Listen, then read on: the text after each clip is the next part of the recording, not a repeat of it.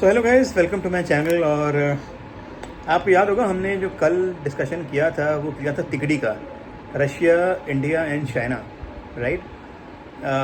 Russia, India, China जो हैं वो एक बहुत स्ट्रॉन्ग तिकड़ी बना रहे हैं, जो कि बहुत बड़े एक इम्पॉर्टेंट पार्ट हैं ब्रिक्स के, राइट।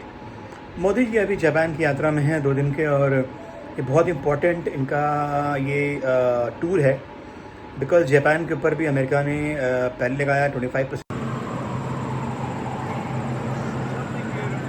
टैरिफ। फिर आई थिंक कुछ डिस्कशन हुआ तो 25% का टैरिफ कम होके हो गया 15%। तो क्या नाचो मैं?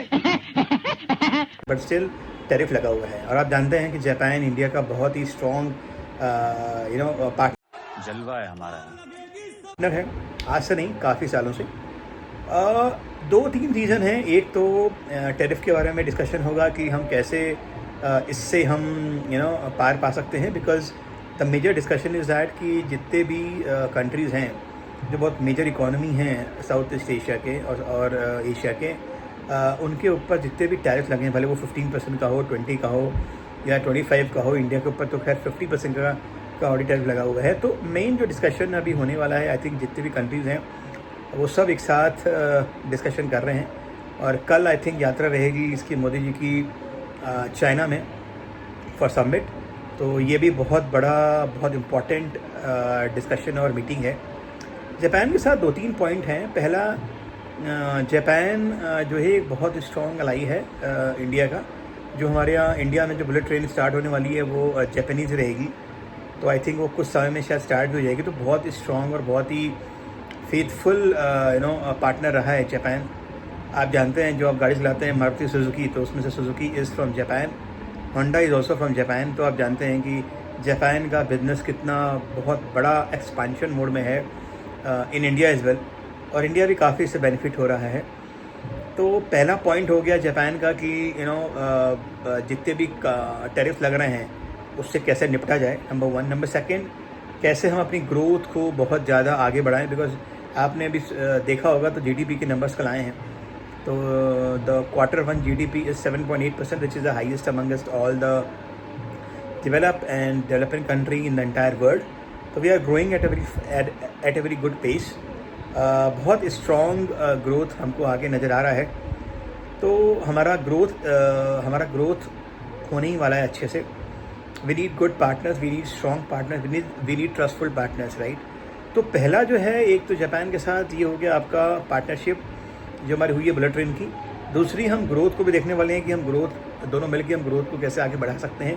तीसरा पार्ट है, भले इंडिया चाइना के साथ थोड़ा सा भी क्लोज होने जा रहा है, क्योंकि मोदी जी जाने वाले हैं चाइना वहाँ के प्रेसिडेंट से मिलने।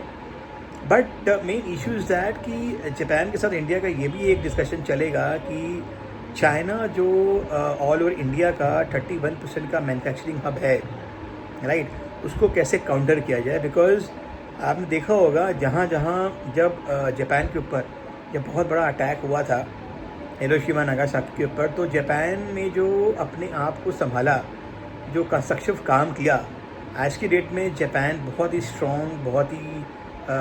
स्ट्रॉन्ग उसका इंफ्रास्ट्रक्चर है। और जहाँ कुछ ना कुछ होता है तो वहाँ पार्टनरशिप जापान के साथ होती ही होती है, because they are best in doing the best of best infrastructure, right. अभी आज की डेट में चाइना का जो मेन काम है, चाहे वो मालदीव्स के साथ हो, चाहे वो पाकिस्तान के साथ हो, चाहे वो बांग्लादेश के साथ हो, चाहे वो इनफैक्ट नेपाल के साथ भी हो, चाइना अपना एक्सपांशन मोड में है, इंफ्रास्ट्रक्चर बढ़ा रहा है। क्यों? क्योंकि वो फाइनेंशियली बहुत स्ट्रॉन्ग है, राइट।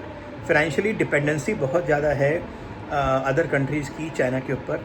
चाइना का सिंपल सा उसूल है, वो बहुत मेजर वहाँ पे इन्वेस्टमेंट कर देता है, उनकी डेट को दूर कर देता है, और उसके बाद वो स्ट्रेटजिकली बहुत स्ट्रॉन्ग वहाँ बन जाता है। तो किसी कंट्री का अगर कोई भी डिसीजन मेकिंग होगा तो वहाँ पे चाइना का भी एक रोल कॉल हो जाता है, अगर वहाँ पे चाइना आपको बहुत ज़्यादा ओवर फाइनेंस कर रहा है। तो पैसे की कमी चाइना के पास है नहीं।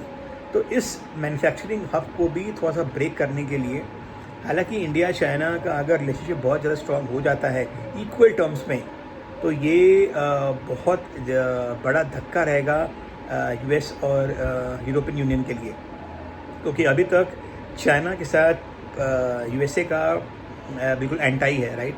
और इंडिया यूएसए का अच्छा खासा दोस्त है और था, लेकिन अभी फ्यूचर में क्या होने वाला है कुछ पता नहीं है, बिकॉज टाइम चेंज हो रहा है, अलाइंस चेंज होंगे, हर कंट्री अपना स्वार्थ देखेगी, इंडिया भी अपना स्वार्थ देखेगी, बिकॉज इंडिया को बहुत आगे फास्ट ग्रो करना है। इंडिया का 2047 का जो टारगेट है वो है to be at $30.2 trillion economy, and today is 2025, तो we have still 22 years left. 22 साल में इंडिया को अगर 32 ट्रिलियन आना है, आज इंडिया 4 ट्रिलियन पे है, राइट, तो 8 गुना उसको बढ़ना है, मतलब उसकी जीडीपी कम से कम 10-12% के साथ बढ़नी चाहिए।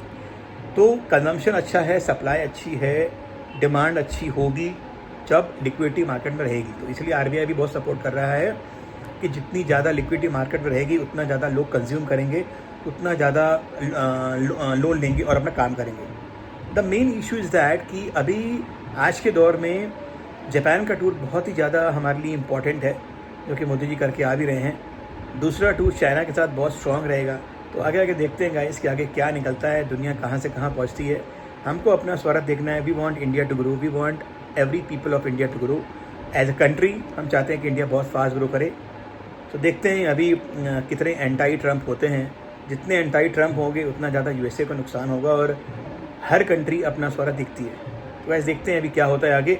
मिलते हैं एक अलग वीडियो में, एक और वीडियो में नेक्स्ट टाइम कुछ और मेजर पॉइंट्स लेके। तब तक के लिए वाहिगुरू जी का खालसा, वाहिगुरू जी की फतेह।